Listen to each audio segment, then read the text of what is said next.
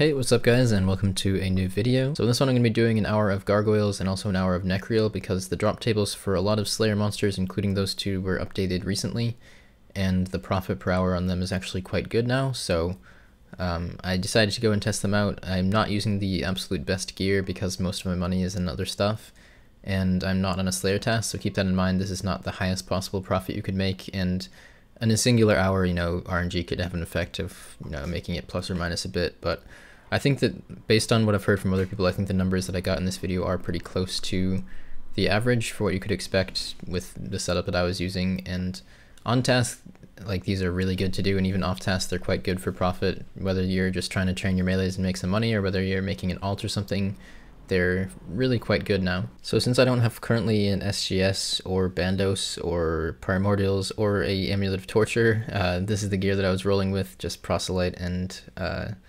decent, pretty cheap stuff. I mean, I think this entire setup probably costs less than 10 mil, so probably accessible to most people. If you had the best gear, it would make a bit of a difference. The main thing is really the bludgeon is definitely better than the whip for killing gargoyles because they're weak to crush, and the bludgeon is a very good crush weapon. For Nechryael, it's still best to use the whip, but the bludgeon would definitely be a better choice if you have the money.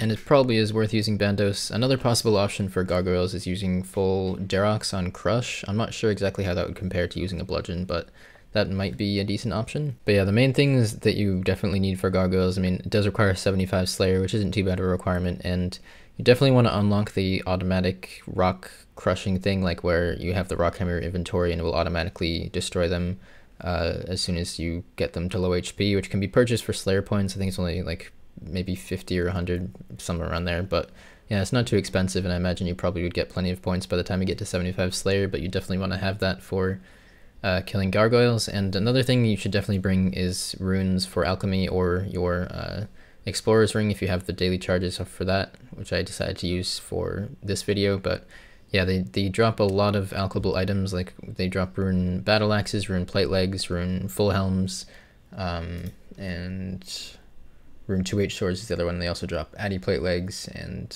Addy boots might be worth alching.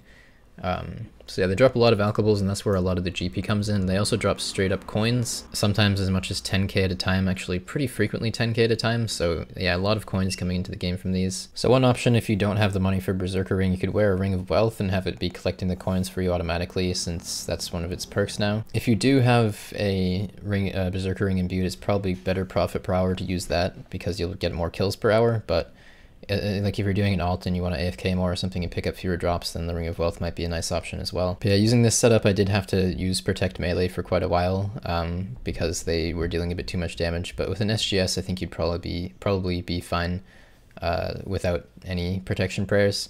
If you were Derekking, you'd stay on low HP and of course use protection prayers.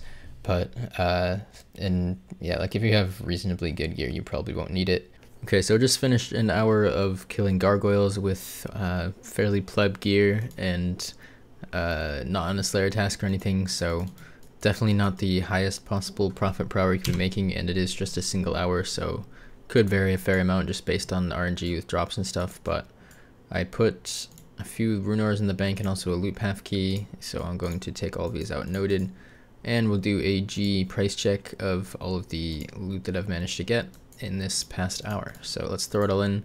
The coins are all from Alks, and 90k of that is from 10k coin drops, which are one of the drops that gargoyles now have, which is, yeah, it's a lot of coins for one drop, and they're pretty common. So total loot becomes to 900k for that hour, and I feel like the last half of the hour I was really dry on rune drops, so it might be possible to get higher than this. I think the average on task with good gear is about 1.2 mil, so maybe this is about average for off task with not as good gear. But I mean, 900k an hour for something you could just grind out, pretty not too high Slayer requirement, something you could easily do on an alt also, is really good. So yeah, the updated drop tables of various Slayer monsters are very good, and gargoyles went from being probably less than 100k GP an hour, maybe as high as 100k, to yeah, like close to 1 mil an hour. So Next thing I'm going to do is do an hour of Nechryael and see what the drop tables, the updated drop table is like for those. So next I went and did an hour of Nechryael, and for this I did take the Varrock skirt instead of the proselyte legs in hopes that I wouldn't have to use protection prayer, but I did end up having to turn it on once my HP got low. I'm pretty sure for both of these you could easily sustain your HP with just SGS specs and last for quite a bit longer than I did in these clips and save a bit of time on banking. But yeah, the drops of Nechryael are pretty similar to Gargoyles. Mostly rune items and coins are where a lot of the profit comes in.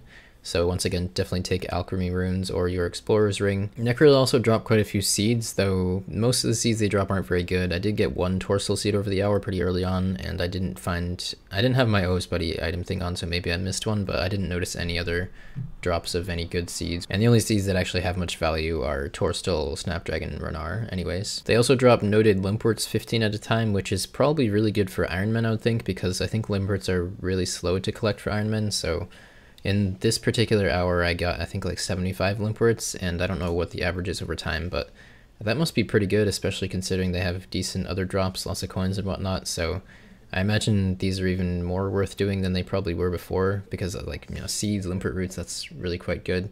They also drop noted soft clay, which isn't really great money, but I guess also, once again, for Ironmen, probably pretty good to use to make teleport tablets if Ironmen do that, I don't really know.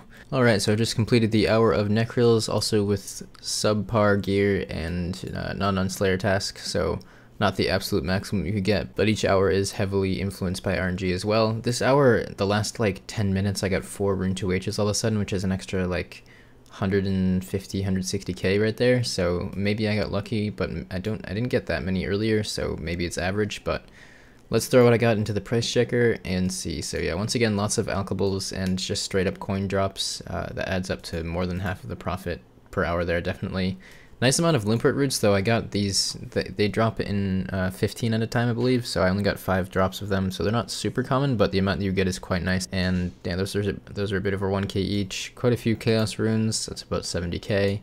They drop soft clay noted, which isn't really worth much, but maybe it would be useful for Ironmen, making teleport tablets or something.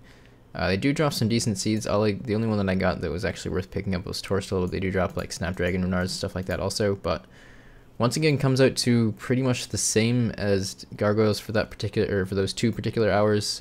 So both are very good money. I'm not sure which averages out to be higher GP per hour over time, but I imagine they're pretty similar.